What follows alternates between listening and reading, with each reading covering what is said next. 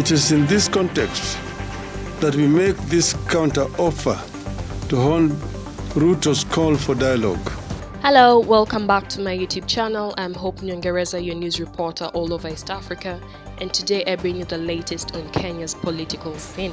For the past 2 weeks, Kenya has experienced violence, looting and grief as many have lost their loved ones in the demonstrations that the opposition leader Raila Odinga initiated as a way of addressing the economic crisis in Kenya due to the inflated prices of commodities. The protests that have been ongoing for 2 weeks now have put many Kenyans at risk as property has been destroyed, many have been injured and lost their lives, and the chaos has put the nation under political unrest. His Excellency William Ruto issued a statement on Sunday the 2nd of April before the ongoing usual Monday protests, seeking an open-ended constitutional dialogue between him and Baba, and also ascertained Kenyans that his administration is doing its level best to salvage the economy from recession and that solid measures have been put in place. They have an issue with, and we can adjust as is agreed and as necessary. And therefore, in these circumstances, and in view of the recent events that led to loss of life and destruction of property in the demonstrations that have occasioned in our country for the last 2 weeks, I urge my brother Raila Odinga and the opposition to call off the demonstrations and to give this bipartisan approach a chance for us to take the country forward. Meanwhile, I call on all Kenyans to remain peaceful and law-abiding.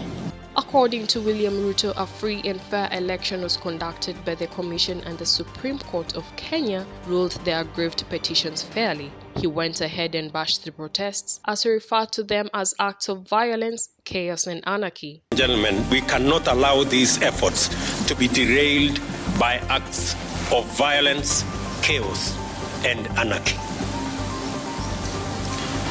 We all have an obligation to respect the Constitution of Kenya. This also includes the respect of institutions established and created by the Constitution. Our country's electoral system and process is anchored on the principles of our Constitution.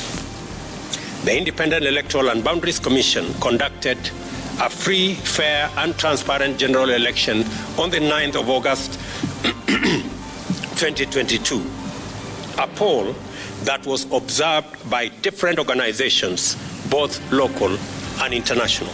The Azimio la Umoja leader Raila Odinga also issued out a statement calling off protests and expressed his willingness to fund resolutions to issues raised by the Azimio party regarding the last presidential elections, as well as the basic fundamental economic problem facing the country. About the crisis facing our country today, they have implored us to give dialogue, especially during these holy periods of Easter and Ramadan.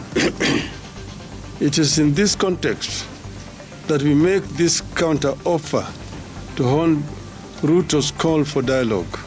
Mr. Ruto has asked me and Azimio to enter into a constitutional, open-ended and binding dialogue with his government to find a resolution to the issues that we in Azimio have raised about the last year's election and the key governance and the cost of living issues facing our country.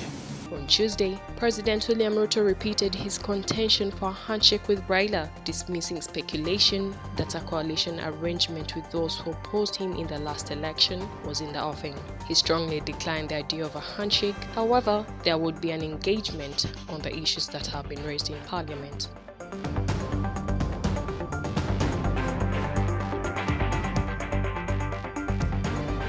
Well, that's what I have for you today. Make sure to like, comment and share, and to get more news updates, make sure to subscribe.